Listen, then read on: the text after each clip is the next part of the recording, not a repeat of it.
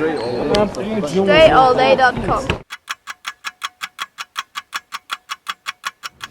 What's up, everybody? Dre Baldwin, DreAllDay.com. So here we are, NBA Finals 2014.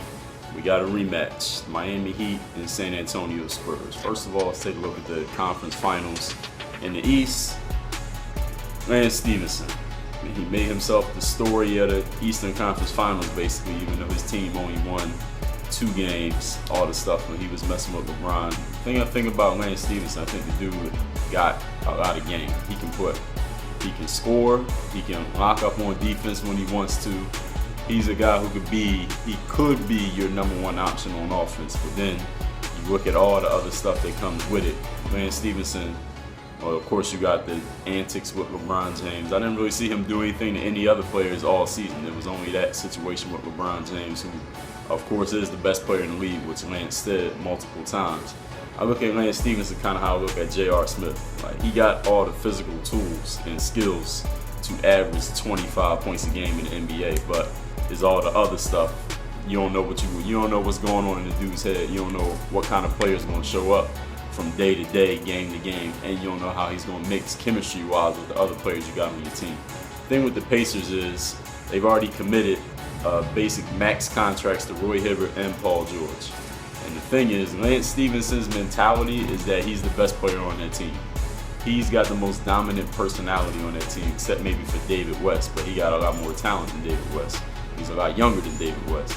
Lance Stevenson, I think, is interrupting the play of Roy Hibbert and Paul George because he has that mindset. He has a more dominant mindset, more dominant personality than both of them, and it's hurting both of them from doing their thing.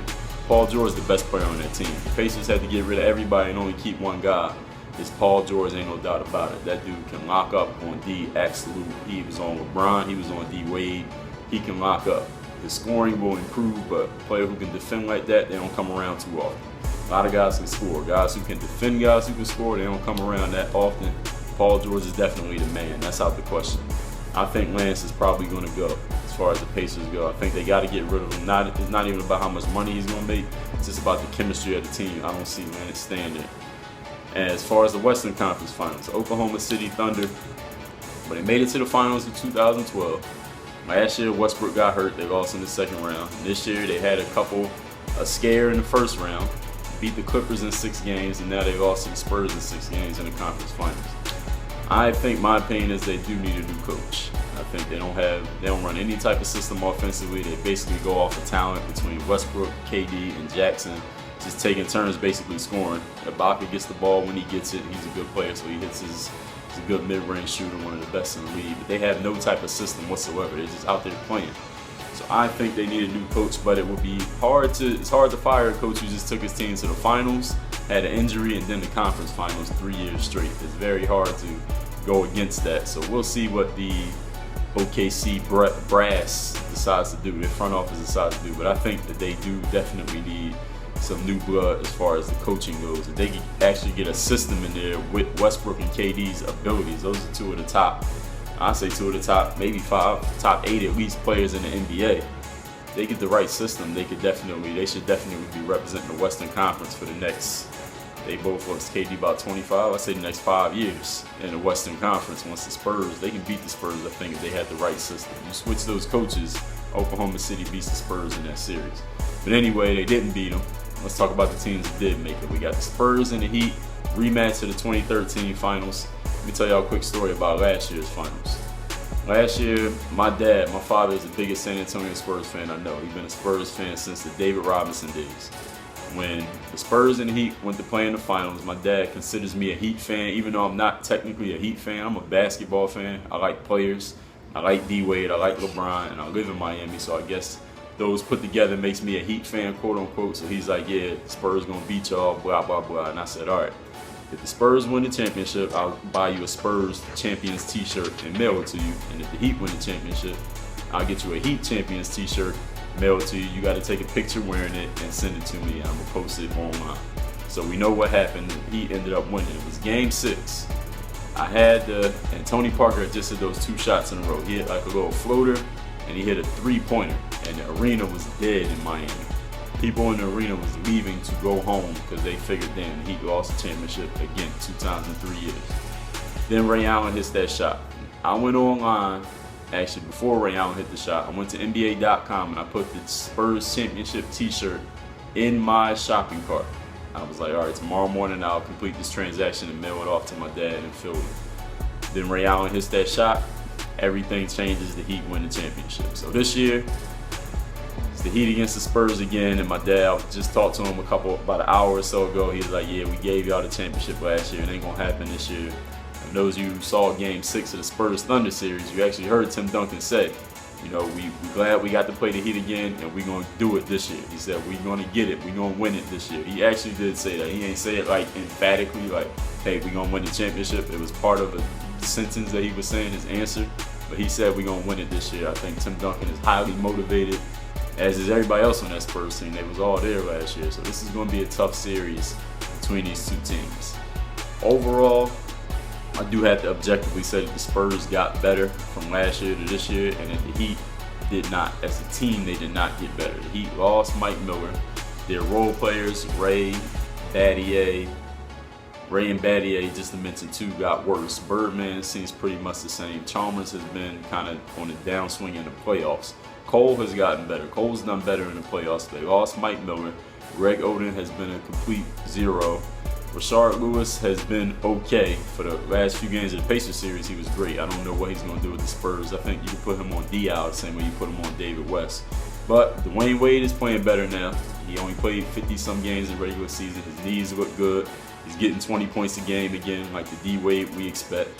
LeBron James got better. He's the best player in the whole series. So he has that going for him. And they got 4 straight years of championship experience. The Spurs, I do got to give it up to Kawhi Leonard. That dude is a beast. He's not a guy who I don't see him as a guy who's going to average 20-plus points per game. That's not his game. He's kind of like a Scottie Pippen type of guy, like a do everything dude.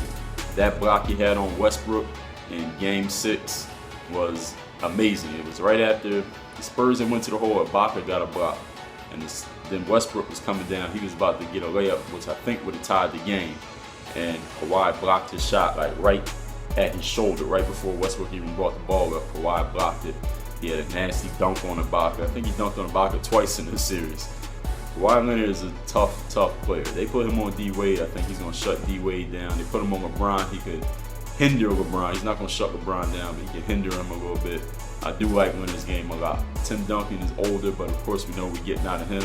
Tony Parker's had his ankle issue, but they're going to have between the end of the OKC series and the start of the finals, you got Sunday, Monday, Tuesday, Wednesday. The game starts on Thursday, so I don't think there's any injuries for either side. Everybody will be healthy. Everybody will be ready to go. And it's the finals, so you got that extra boost of adrenaline to actually play. It's going to be a good one. But in the end, in any playoff series, if it's a tough challenge, I got to pick the team who has the best player competing between the two teams, and that would be the Miami Heat. They have Mr. LeBron James. He is the best player on the planet. He has been for about 6 or 7 years in a row. I'm going to go with the Miami Heat to win this series. Since the Spurs have home court, that means the Heat has to win at least one game on the road, which I think they will do. I think the Heat can win twice on the road, honestly. I'm going to go with the Miami Heat to win this series in... I'm caught between two different choices here. I'm going to step out on a limb here. I'm going to say the Miami Heat wins this series in 5 games. Miami Heat in 5 to win the 2014 NBA Championship. 3 in a row for LeBron James. Dwayne Wade's 4th title. Tim Duncan loses in the finals again 2 years in a row. This might be the last year for that Spurs Big 3 group. And that's that. Let me know what you think. Agree, disagree about anything that I mentioned in this video. What's your prediction? Who's going to win? How many games? You can also hit me on Twitter at DreAllDay. Work on your game. DreAllDay.com. At a guaranteed 10 inches to your vertical, not a maybe 10 inches. A guaranteed 10 inches to your vertical. Go to DreAllDay.com/jump.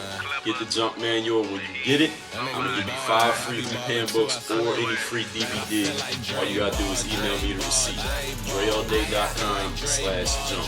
To bounce it. All right, let's go to our next guy, Dre Baldwin. The punch card. I would insinuate he's physical. physical player. Punch card. You can absolutely look at his build. That would be a player that you hope to be your physical presence. Unless he photoshopped his body on someone else. He looks like the kind of guy that's going to show up with 4 carloads of family and friends.